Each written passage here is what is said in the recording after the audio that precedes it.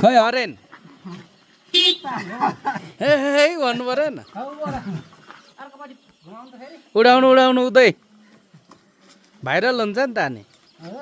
उदो उडाएपछि भाइरल हुन्छ हरेन हरेन बाटो छोड भन्नु पऱ्यो नि त त्यसरी त सिधा आएको आएकै मात्रै गर्छ नि त्यस्तो पुरा त्यसो राख्ने र अर्कोपट्टि फेरि पुरै काट्नु ठनक्क जति छ त्यति भएको जति काट्दैन यो त लु सिधा राख्ने हो प्याक पार्नु हो सिधा राख्ने अब त हिरो सिधा हिरो राख्ने त राख्नु